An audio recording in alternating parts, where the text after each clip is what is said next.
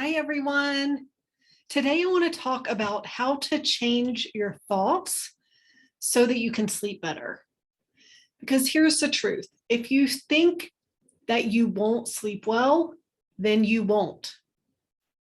It's as the Buddha says, whatever you think, you become. It's a principle in most self-help, personal development, things that you'll find out there is that our thoughts create our reality. And so if you are thinking that you can't sleep, then it's going to determine what actually happens in reality. And if you think about this being true with, say, an Olympic athlete, if you think about breaking the 4-minute mile, for example, for decades, people thought that this wasn't possible. But it took one person he had to think it first, that he could do it. Even before there was proof, before there was evidence that anyone could do it, he had to believe that he could do it. And he had to train that way in that belief. And then he did it. And guess what happened after that? A bunch more people did it after him. So once people saw it was possible, then they started to believe it too. But it took that one first person to believe it without any proof that it could be done. And so I want to tell you that if you have any negative thoughts about sleep, they are sabotaging your sleep. And you know that I talk a lot about what's going on in your body that causes sleep issues, and I still truly believe that. And yes, that is a very overlooked thing that we have to address. But if you're having negative thoughts, if you're having anxiety about sleep, then your mind can still sabotage your sleep, even if you work on everything in your body. So if you've struggled to sleep for any period of time, and whether that's months, years, decades, I bet you don't have many positive thoughts about sleep. Of course, you want to sleep, but your brain doesn't have this positive association with it. And so I hear a lot of these same phrases, and I know that these were a lot of the same thoughts I had when I couldn't sleep. Like, I don't know if I'll sleep tonight, or I'm so tired. We think that all day long, right? I'm tired of not sleeping. I'm so frustrated. What's wrong with me? Why can't I sleep like a normal person? I'm so sick of not being able to sleep. It's not fair that my husband, wife, partner falls asleep immediately with no problems and I can't. What have I done wrong? I'm not going to be able to function tomorrow if I can't sleep. These are some of these examples of this negative self-talk. And my guess is that you have had a lot of these same thoughts. And I'll tell you what, good sleepers don't have any of these thoughts. In fact, good sleepers don't really think much about sleep at all. And so you can work on changing your thoughts so that you can sleep better. So the thoughts that make you feel anxious, out of control, worried that there's something wrong with you, desperate for a solution, aren't going to help when you know that you need to feel calm and relaxed to be able to sleep. So psychologists call this negative self-talk, determining what actually happens, the self-feedback loop.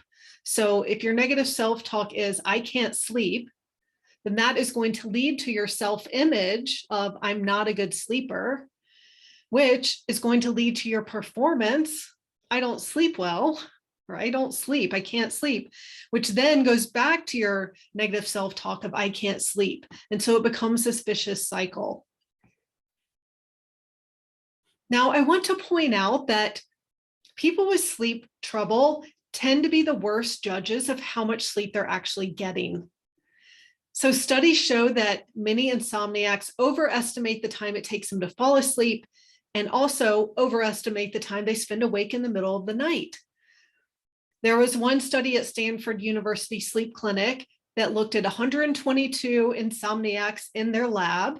And on average, these individuals overestimated the time it took them to fall asleep by 30 minutes and underestimated total sleep time by 1 hour.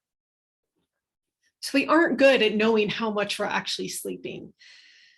And so you see how this can work against you and add to that negative self-talk of, oh, I didn't sleep at all last night, or, oh, I only got 4 hours of sleep last night, or whatever it is. That may not actually be accurate. And researchers think that the reason why these participants miscalculated how much they were sleeping is because when you are in the lighter stages of sleep, stage 1 and stage 2 of sleep, it can feel like you aren't sleeping, even though you are, even though an EKG would show that you're, according to your brain waves, you're asleep. And so even in stage 2 sleep, if someone were to wake you up in the middle of that stage, half the time you would say that you weren't sleeping, even though you were. I know this to be true because every once in a while, I actually fall asleep before my husband, which doesn't happen often, and he nudges me and tells me I'm snoring. And I'm like, what do you mean? I haven't even fallen asleep yet. But obviously I have if I'm snoring and I don't even know it. So I know that this can be true. So just keep that in mind when you're telling yourself how little sleep you got, or and that really adding to your negative self-talk the next day of that you might not actually be accurate in how much sleep you're getting. And just so you know, this is normal. We as humans have what's called a negativity bias. So this means that when 10 people give you a compliment and one person criticizes you, what do we always remember? That one criticism. And this served us really well in evolutionary times because as hunters and gatherers, we needed to remember the one poisonous plant more than we needed to remember the 50 edible plants. So we focus on that negative, and that helped us survive. But it obviously doesn't help us in everything now, where we tend to really focus on that negative and not appreciate the good things. So, and I know this happens too with how we talk about our sleep. When I wasn't sleeping well, the first thing I would do every morning is tell my husband how poorly I slept, how tired I was. And then I go to work and tell my coworkers how bad I slept and how tired I am. And so it just reinforced that in my mind that I'm not a good sleeper. Like, this is a problem. This is part of me. And it felt very frustrating and helpless and out of control. And I want you to think about it too. When you're lying in bed, even if you're not sleeping, it's actually this very luxurious thing to do. You're warm, comfortable, relaxed. Nothing is expected of you. You're not missing out on anything. And this is really easy to forget when you can't sleep, because the hard part about not sleeping is that we're worried about how we're going to function the next day, or we're worried about what's wrong with us or how this is going to affect our health. And so it's this projection into the future or of what not sleeping means that brings up the anxiety. But then all that stress from the worry causes your body to release cortisol, which suppresses melatonin, which is going to sabotage your sleep. So let's talk about how we can get out of this negative feedback loop. Now, of course, this helps if you are working on what's going on in your body that's causing your sleep problems. If there's something major going on there, if you have a pathogen or hormone imbalance or something like that, then this may not solve the problem for you, but it is part of the solution. So here's what I recommend. Step 1 is to just start observing your thoughts and what you say to others about your sleep or about how you feel if you feel tired. And do this without judgment. This is not to beat ourselves up. This is just really to bring awareness, because that's always the first step. You can't change anything that you aren't aware of. So just start noticing this. You can write it down in a journal or on your phone. Just make little tick marks every time you think, oh, I'm so tired. Oh, I don't know if I'm going to sleep tonight. What is wrong with me? Or you want to research about sleep or whatever it is. So start keeping track of that for a few days. And then step 2 is once you become more aware of these thoughts, when you catch yourself thinking something negative about your sleep or about being tired, switch those to positive thoughts, or at least something neutral. So instead, you could think something like, I will sleep better no matter what, or I'm figuring this out. I've slept well before and I can do it again. No matter what happens tonight, I will still be able to function tomorrow. Something like that, something that's believable to your brain. It doesn't need to be, I'm going to sleep great tonight. If you don't really believe it, then it's not going to help. It actually needs to be something believable. And it can just be very neutral, like, I will be okay. This is going to be okay. I'm going to figure this out. Something like that. So yeah, every time then you notice these negative thoughts, start switching to something positive. And also, I want to challenge you to stop talking negatively about your sleep to others.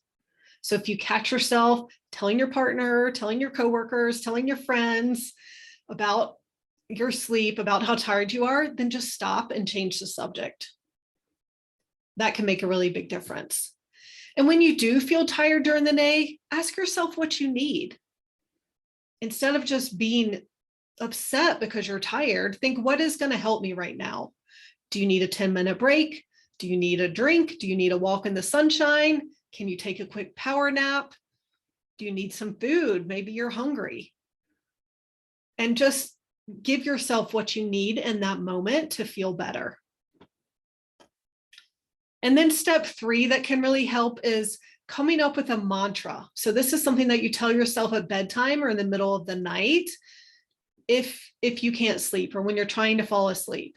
And so saying, this is what I do, because every night in the middle of the night, I wake up and I go to the bathroom and I go back to bed and I fall asleep. But I curl up in the fetal position and I think, I love sleep. And it just sends this great feeling of love and gratitude over me. And before I know it, I'm asleep. I've had other clients who like, I'm sleeping.